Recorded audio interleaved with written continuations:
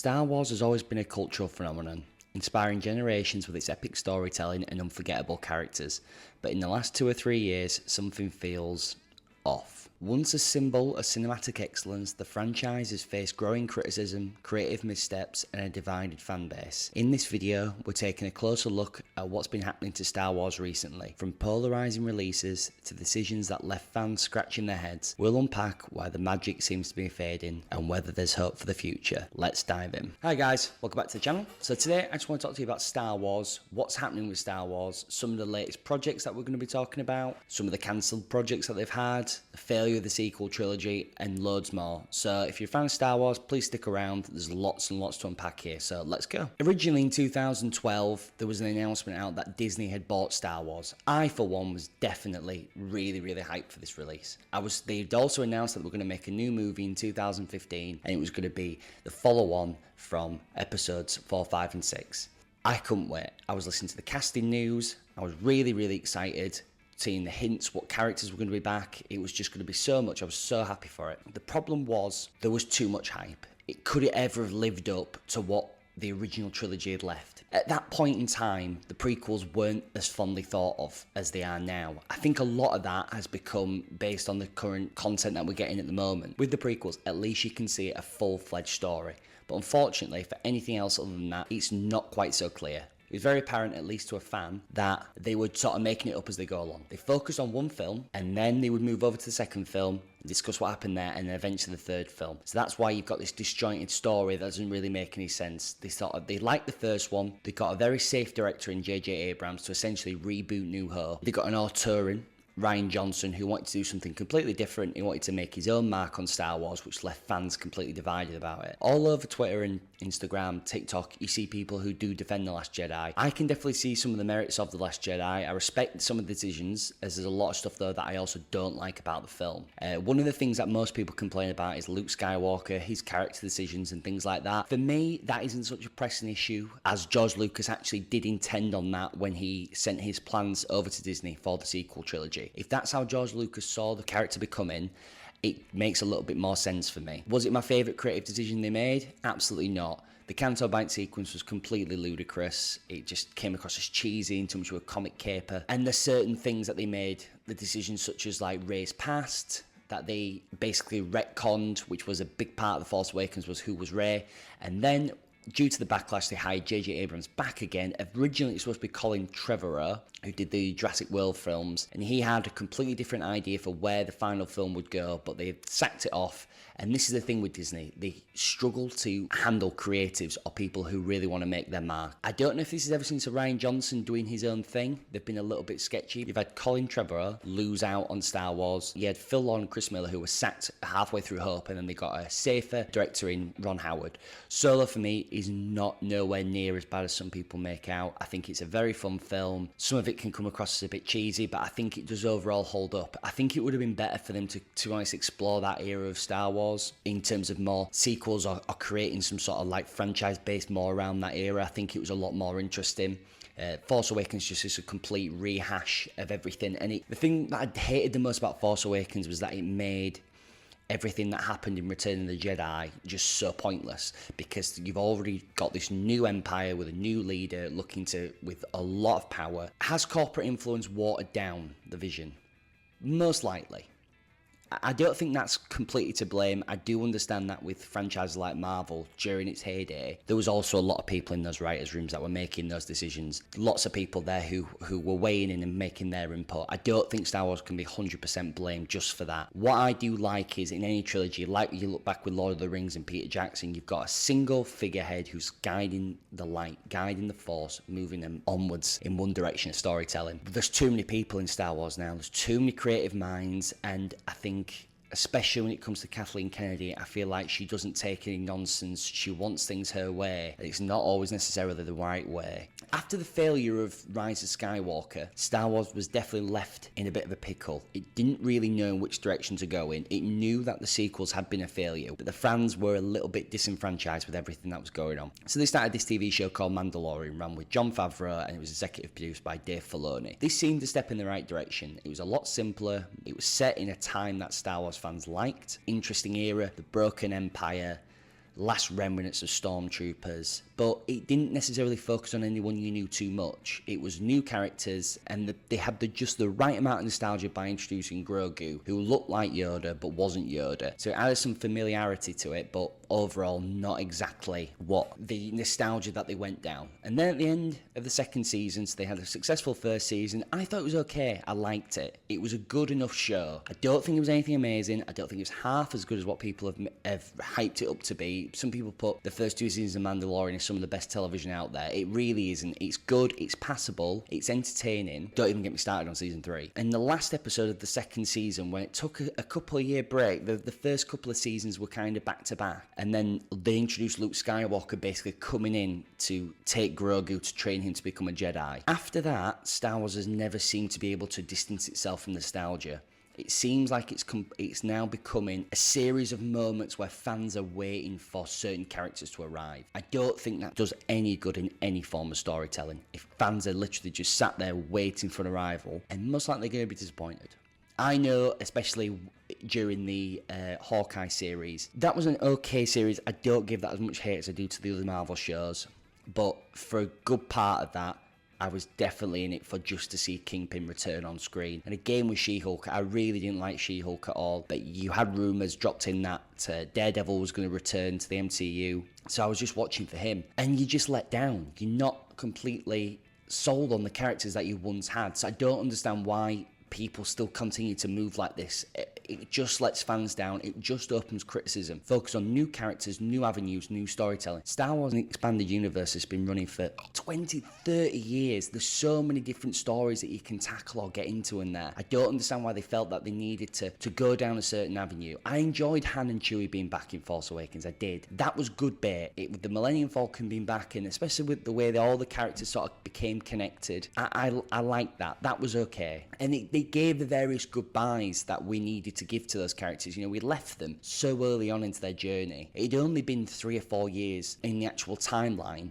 where from meeting Luke to him becoming a Jedi Master. I understand that.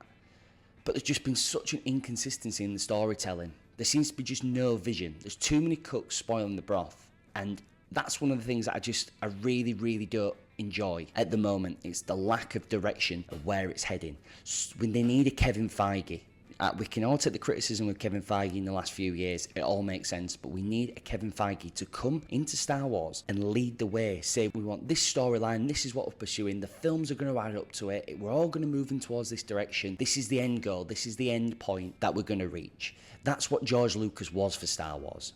You can say what you want about the prequel trilogy, but he had an idea exactly what he wanted to make, and he did something completely different with the prequels. A lot of fans didn't like it, but it was something new. He explored CGI technology at the time, which was completely groundbreaking. He was pushing things in a new direction. He was taking risks. That's what Star Wars always was. It was a risk. Essentially, it was a serialized cowboy western set in space with characters you'd never heard of, and it became an absolute gargantuan franchise based on the back of that because of its ingenuity. There's so many different storylines spiraling, and when one doesn't add up and one doesn't work, then they cancel it, they cut it off, and then you're left sort of hanging in the balance. The Mandalorian was a good starting point to building this new thing, but it was the introduction, I think, of the Rebels characters that when it really started to lose its way, the introduction of Boba Fett, killing a beloved character. The reason why everyone liked Boba Fett was because he never spoke. He was never on screen. There was so little of him. I guess with Return of the Jedi, his death was a little bit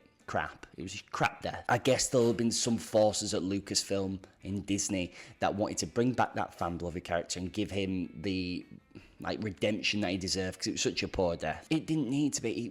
It's so ingrained in everybody's mind now. There was no need to bring him back. The show was awful. It was rescued by 2 okay-ish episodes of The Mandalorian. I'm not going to go over and say they were great episodes because I really don't think they were that great. It was just a nice escape from the crap that we were getting on Tatooine at that time. And the CGI Luke, you can just tell, just get freaking actor. Just get an actor in to play Luke. So everyone's been throwing these images of Sebastian Stan around. Get Sebastian Stan in to play Luke. The CGI is just, it's so off-putting. It just doesn't feel real. Everybody knows that Mark Hamill is not in his 30s. So we thought with The Mandalorian we were going in the right direction. We had 2 good seasons. We had a great ending of the second season. And then that's when you started to lose its momentum, really. We had Obi-Wan Kenobi. Most likely in 2022, I would say this is probably my most anticipated project of any studio, of any TV series, hands down. I grew up adoring the prequels, so I'm definitely a prequels defender. Obi-Wan Kenobi and Anakin, that relationship between them was one of the main reasons that I fell in love with Star Wars, because it was just what I had at the earliest time. I've loved it all. Ewan McGregor as Obi-Wan Kenobi is definitely my favourite thing about Star Wars. So him bringing back to the screen and the story set in that sort of time period where nobody knows what went on was really exciting. Overall, it was just crap. The episodes are too short for a start. You watch a series like Stranger Things, or even recently the other day I was watching The Night Of. I know it's came out about 10 years ago. The episodes are about an hour long, and not always a lot happens in those episodes. It's slower paced. It's not always action. Doesn't always need you to keep you gripped. But by the end of the 8 episodes, you're really, really caring about these characters. You're really, really loving every single one of them, because they've been on screen for so long, like you've watched them grow. The Obi-Wan, it was over so quick. We got some good moments. The last episode was quite good, where he sort of fought Vader again, and he got the scar, and it was great to see them on screen together. Again, more examples of nostalgia and fan treatment, not fan base. But then they started to pitch it over to another character halfway through the show, Reva, who was just so, you couldn't connect with her at all. She was just so pointless throughout the whole show. I guess I heard that she was taking inspiration from a second sister from, is it Fallen Order? I get that might have done something for some of the fans, seeing some inspiration there. I thought it was a really, really poor decision. I don't understand why they couldn't just make him the centre point of the show, why they had to cast someone else to mirror it alongside. There's so many shows now that feel like they can't have the main character be the main character anymore. Like the other week, I just finished watching Penguin. Penguin was a great show, but there's so much of it went over to Sophia Falcone. I enjoyed that. She was amazing in it. She really, really carried it. But I don't see the direction of why these TV shows just can't have us watching the main character go through his story, his scenario all the time.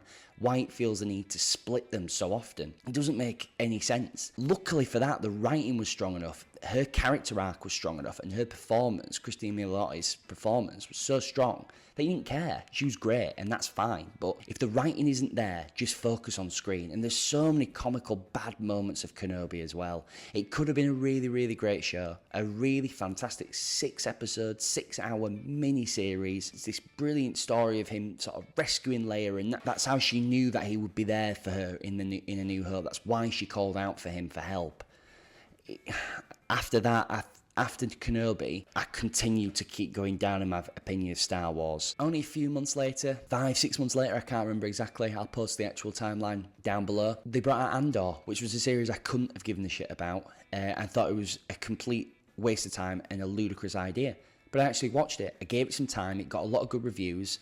I really enjoyed Rogue One, I did. At the time, I remember thinking, I've watched something really, really special here. I've watched something really, really good. I'm really happy with the way it went. But because I'd enjoyed The Force Awakens at the time, I don't enjoy it as much now. But at the time, I was a big fan. It was like, yeah, we're starting off well. There's 2 great films, 2 good new Star Wars films. The look of everyone, the performances, the actions, the pacing of the story, all of it's really, really good. But to commission a character that nobody knew or cared about, especially when the film wasn't such a character-centric film, it was very heavily plot-driven. I didn't know what to think of how that would work. Again, it was like going back to what I said earlier, it had that slow burn that all the other Star Wars shows don't seem to have, where they're constantly trying to punch with action or exposition or storyline. This one focused almost entirely on character development. And by the end of it, when they're doing the Aldani heist, you're so strapped in. You're so ready for it to go. You're like, let's go, let's do this. Like, you're so invested. You don't know any of these people prior what you've learned in the show, but who cares? Like, you're so sucked in this world. And that's the beauty of Star Wars. There's so much of it you can cover. Such a wide world that not only have other writers brought, but like Dave Filoni and George Lucas have really crafted out such a bigger world with the films and the Clone Wars and Rebels. There's so much that you can tap into and write great stories with. I would like them to have Jedis and Sith. That is why I sort of signed up to watch it. But if it doesn't have that, just drive me, engage me, get me some decent characters and decent plot development. That's what I'm here for. So that I thought we may be on a bit of a run. Tony Gilroy was the one who rewrote Rogue One halfway through due to developmental issues, which is like a common issue at Star Wars at the moment. I didn't know what to think of it. I didn't know it was going to be a great show, but it was. I loved it, and I can't wait for the next season. The fact that the story is going to be told in 2 seasons, I'm so happy with. Even though you know the ending, you're still clinging to know what happens next.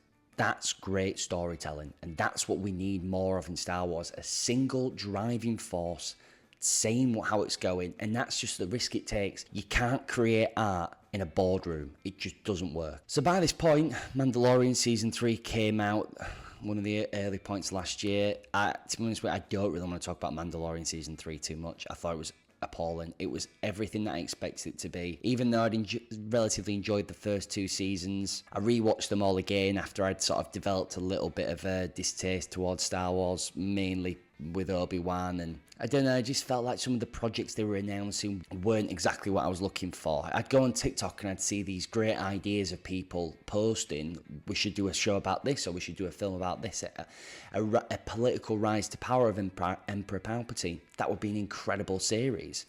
Or a World War II Band of Brothers-esque show about stormtroopers. Again, a great idea. Just such simple ideas setting different stories in the world of Star Wars. That's what we want to see. And then The Acolyte, that came out a few months ago, didn't it? That's another one I don't really talk about. I watched it all. I hated it. I wasn't gripped at it at all. The mere cameo of Plagueis just annoyed me. It fell to the same problem that the others did. I didn't care about the characters.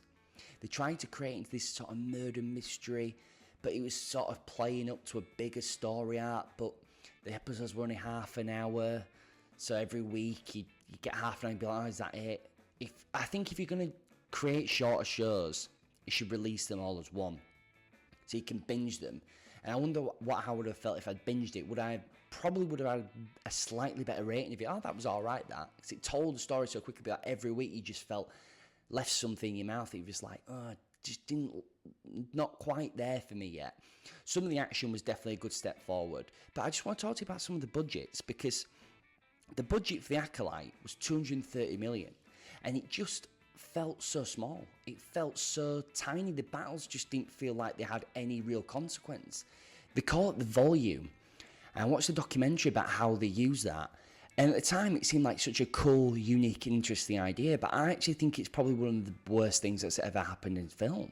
I think it just makes everything look so fake and so unreal. Like, what happened to shooting on location? What happened to good CGI? What happened to sets and costumes? And it downgrades everything so much. I hate it. I just want to talk about some of the projects that we've got. If we've got anything exciting, what we're excited for. And one of the only ones we've actually got a date for is Andor Season 2. That's April the 22nd in 2025. Massively hyped for this. I won't give the rating ridiculously high. I still do have some doubts that they could screw up.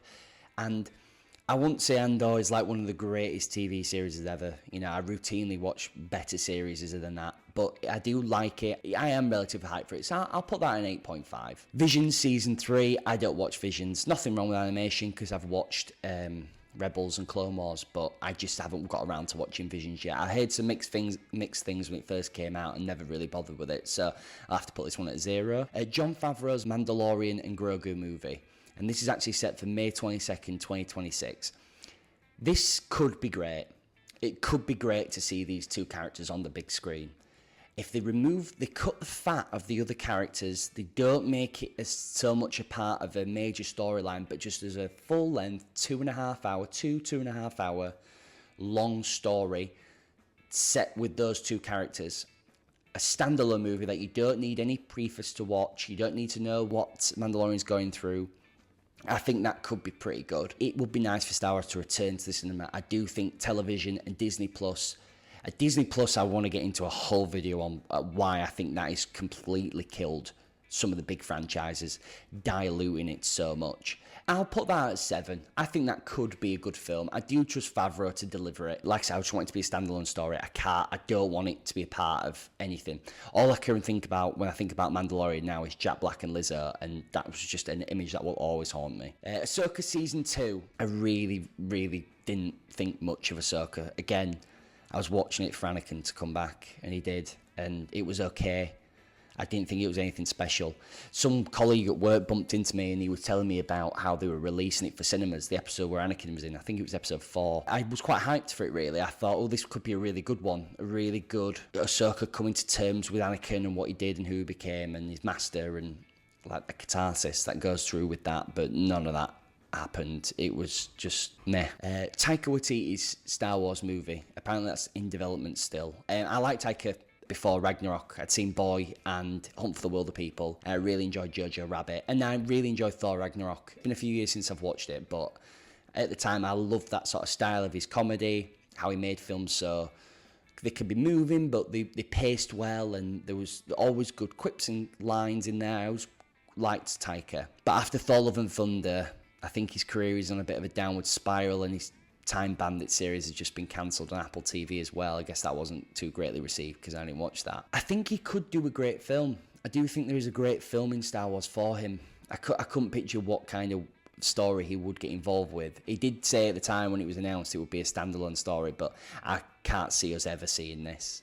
I think these Star Wars jump on the bandwagon of all these up-and-coming directors, tie them to a Star Wars movie, say, oh yeah, can you make this for us? And then if that their next film or whatever they're promoting flops, I think the Kathleen Kennedy just puts it right back on the shelf, to be honest, as that seems the way it was gone for a few of these. James Mangold's Dawn of the Jedi movie. A couple of years ago at the Star Wars celebration, they announced 3 films. Dave Filoni's Heir to the Empire, which I'll get onto just after this. Rey movie again, I'll talk about that, and James Mangold's Dawn of the Jedi movie. James Mangold's done some great films. Ford versus Ferrari's amazing. Logan's brilliant. Walk the Line's brilliant. And he's obviously got the Bob Dylan film coming out in January. He's definitely capable of writing and making a good film.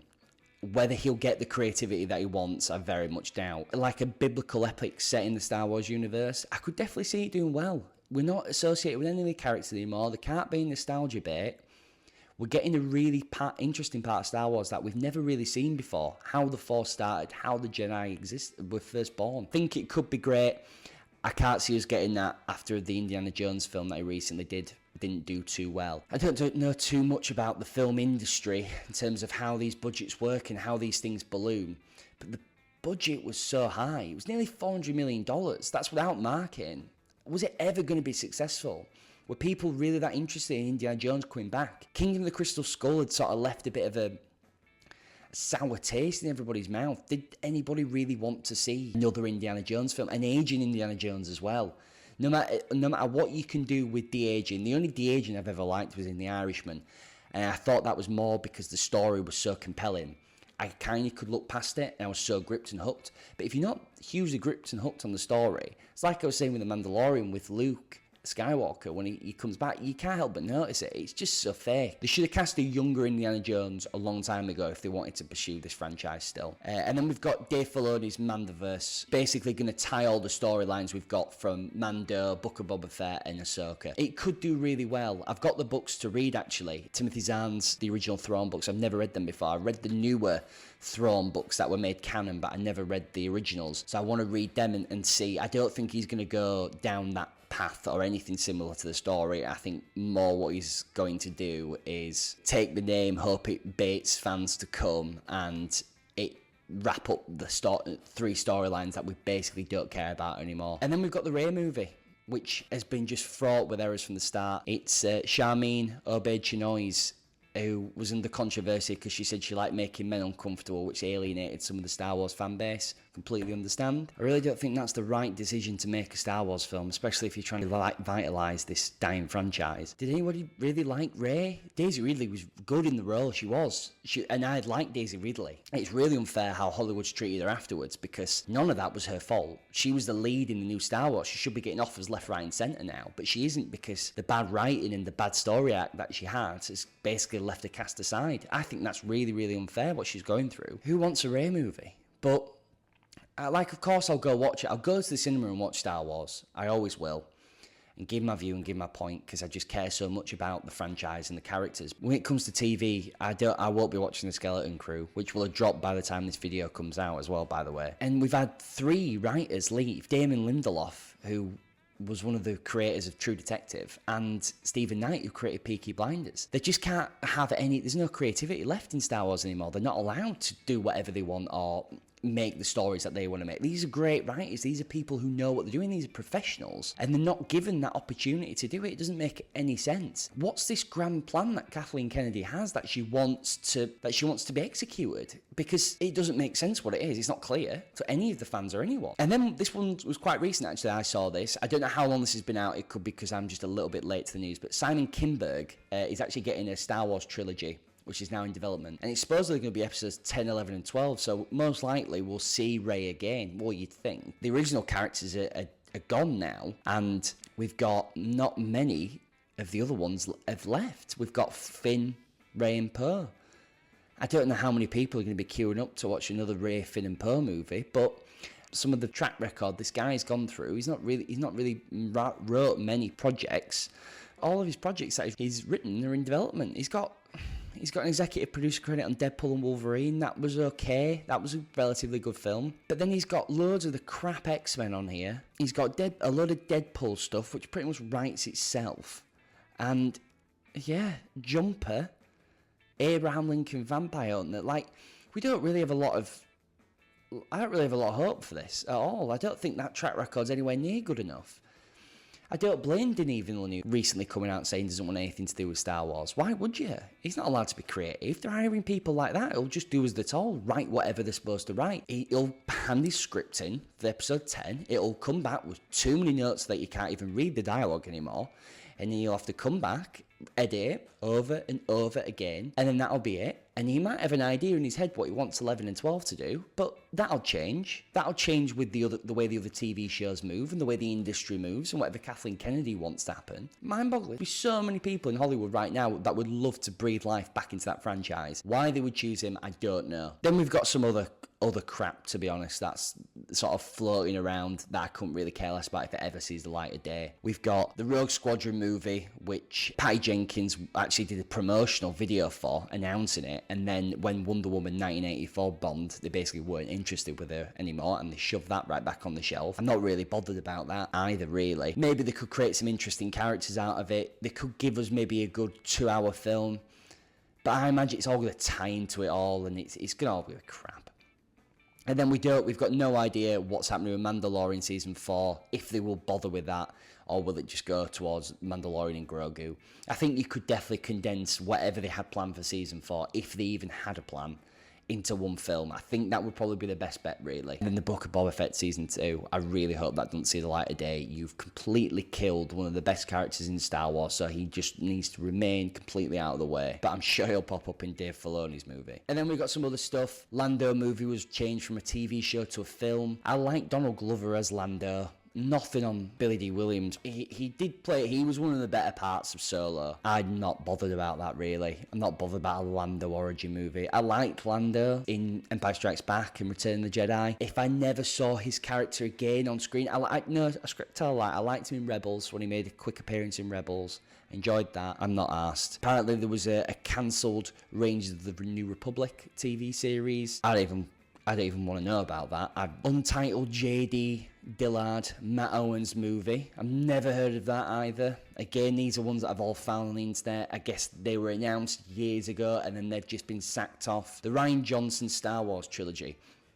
To be honest with you, that probably would have been a good idea. And probably, if they really wanted to get Rian Johnson so badly into Star Wars, probably what they should have done from the start anyway. Just give him his own trilogy. He had some great ideas in Last Jedi, but he couldn't flesh them out in that world with those characters in that timeline, especially with everything that The Force Awakens had set up. He needed his own 3 stories. He's a good writer. Look at the films that he's done. Looper's brilliant. And look at these Knives Out films. They're huge successes. And they're so different, but what we used to, which is what Star Wars needs to be. It needs to have that seeped feeling of nostalgia while being fresh and unique. That's what I thought Mandalorian was always going to be. It had that feeling of Star Wars, whereas it was exploring new ideas that we hadn't seen before. And then we got Kevin Feige's Star Wars movie, which I thought was a really strange choice. I'm guessing that was sort of announced in the period where they were starting to falter a little bit. Kevin Feige was probably feeling the heat a little bit from Marvel, the stress of all the failed TV shows and the films not making their money back. At that point, it stopped being just because it had an MCU sticker labelled on it, it didn't always make its money back. So I can see him looking to maybe do something a little bit different. I'm sure he'll have grown up with the films like everyone. Yeah, I don't know if this is such a good idea. Do we need it? That's what I'm saying. Do we need it?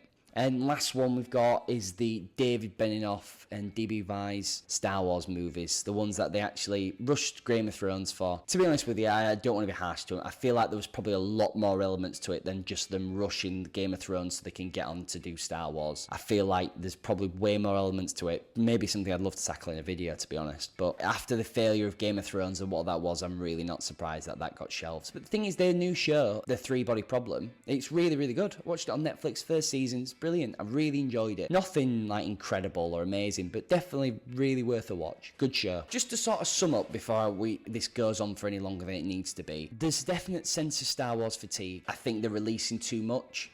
Even in an age where we're not getting the films, the shows are coming up so often. Like I was just mentioning, it was the Skeleton Crew and that TV show coming on that sort of sparked me to do this video. I think the major problem with it is the character development's declined. That's the real reason why everything's gone. You just don't care about these characters anymore. They had plenty of chances after the prequels to set up new characters, which they did. We've seen them, most notably Ahsoka, who's probably a fan favourite character, but even a live on-screen portrayal I find is so wooden. It's so not the Ahsoka that we're used to from watching Clone Wars and Rebels. Far, far different. Star Wars was once a masterclass in storytelling. It's heroes we grew up with, and villains that we were really scared of, and arcs that left us breathless.